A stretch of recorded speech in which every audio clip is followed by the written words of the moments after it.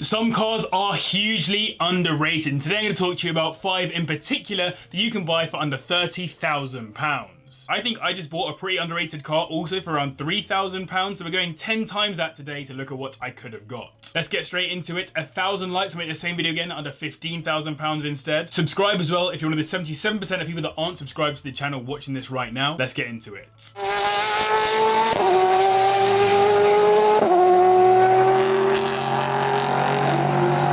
Let's kick this video off with possibly the most raw and proper modern hot hatch that VW has actually built, the VW Golf GTI Clubsport S, a limited edition version of the GTO which is completely unlike the Golf R that I drove recently. I certainly enjoyed driving the Mark 7.5 Golf R. It would be a great daily driver, and huge thanks of course to Motorland in Beckenham for letting me get out and thrash it around, but the GTI Clubsport S takes a formula that hot hatches were born to have and takes it to a different level, a level that literally meant this car briefly held the front-wheel drive lap record around the Nürburgring with a time of 7 minutes 49 seconds. That is in part thanks to that tuned 2-litre turbocharged inline-4 engine, which makes 305 brake horsepower, taking it to 60 in 5.7 seconds, meaning it is as powerful as the Mark 7.5R but slower to 60 given its front-wheel drive. It is also, however, around 50 kilograms lighter and almost 30 seconds faster around the ring, and only 2 seconds slower than the Mark 8 Golf R around the ring. Serious performance out of a front-wheel drive hatchback.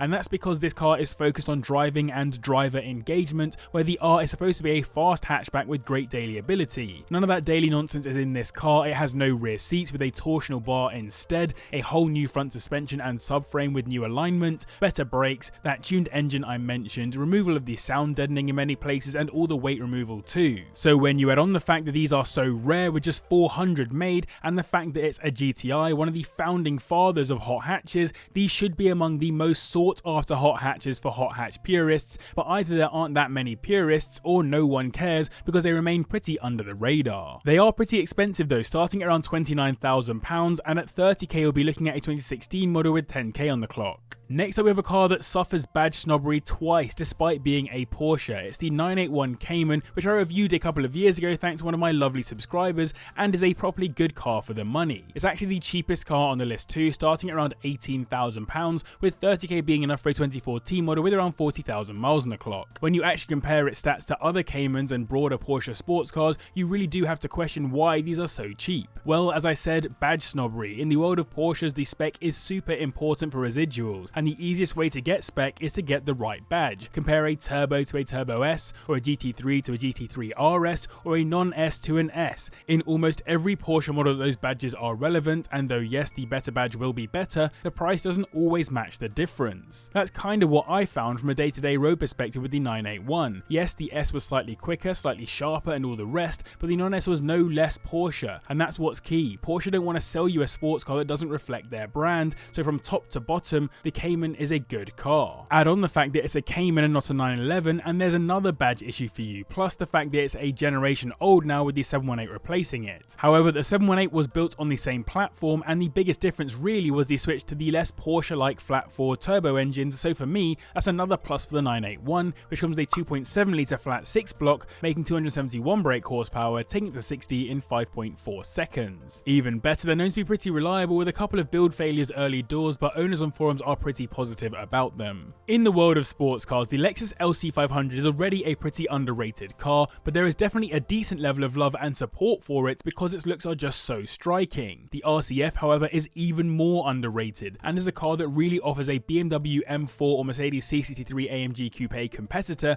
but still with a naturally aspirated V8 engine. Really, what isn't to love? The engine is a 5-litre V8 block to be exact, which makes 456 brake horsepower, taking it to 60 in 4.4 seconds, a whole second quicker than the Cayman, and only slightly off an equivalent era M4. The RCF is crazy well equipped. I could reel off the tech for ages, but more interestingly for us car people are the BBS forged aluminium wheels and the bigger features all around, the wider wheel arches, the large vents, and all the rest. This thing looks mean, even its most basic RCF specs. Go for a carbon fiber package and it gets even more ridiculous with a carbon fiber roof and bonnet, as well as the active rear spoiler. I think the aggressive looks of these carbon carbon examples have serious future classic JDM potential. Yes, it's not quite as fast as its competitors, but it's still plenty quick for the money, and that naturally aspirated V8 engine gives it so much more charm. We're probably in a post-naturally aspirated V8 world now, so this thing might really be one of the last of its kind, and even better, it's known to be pretty reliable too by most owners on forums. And it's a bit out of our price range, but the RCF even got a track edition, which gets even more aggressive in most ways, including with a wing and some carbon ceramic brakes. You'll almost never see one out on the roads though, as there are just 11 of them on the roads here in the UK right now. But even then, there's only around 200 of them total across all RCFs here,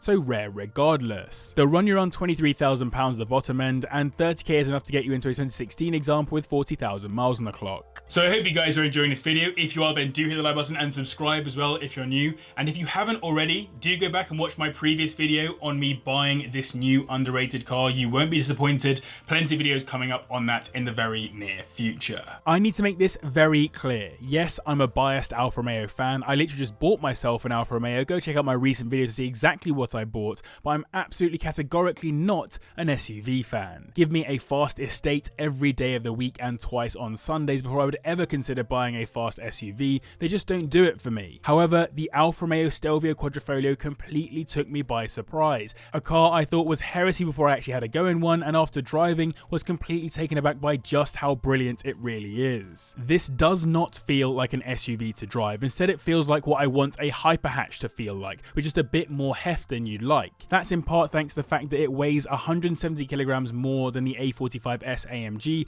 and has significantly more power, thanks to that 2.9 litre twin turbocharged V6 block, making 502 brake horsepower, taking it to 60 in 3.7 seconds. That low weight of 1,830 kilograms has been achieved by a pretty healthy use of carbon fibre around the car, including with the drive shaft. Hence, if you compare it to another super SUV, the Urus, it's almost 600 kilograms lighter. It feels exotic to drive, but in reality it's probably a bit of a sleeper. I don't think many people will have their heads spun by an Alfa SUV, that is, until they hear it go, because that V6 does sing. I honestly believe that if Alfa Romeo took this exact formula and made it a bit smaller, as in literally turned it into a hot hatchback, it might be the single best car they could possibly build right now. It would utterly destroy the hyperhatch market, even with the quite simple interior and all the rest. These start at around the £27,000 mark, not far off a Giulia quad, and for 30k you'll get into a 2019 model with 70,000 miles on the clock. Owners have also been pretty kind about the reliability on them. I've heard of some sensor issues and the likes, but all in they've been pretty good.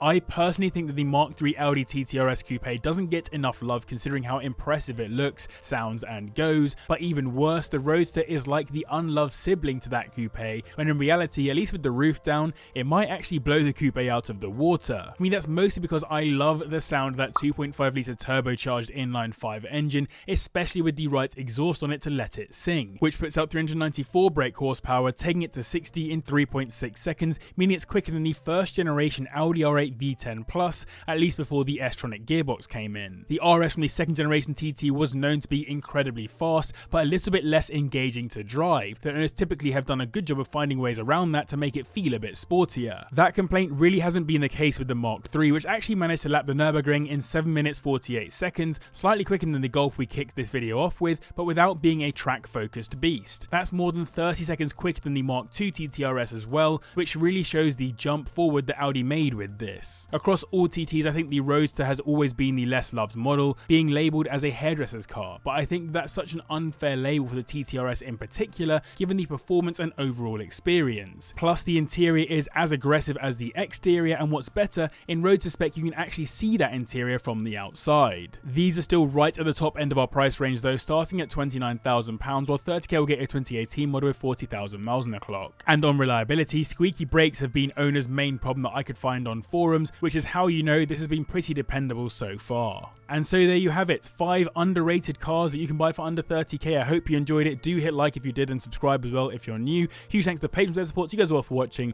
and click on screen right now to see me buying my most recent car.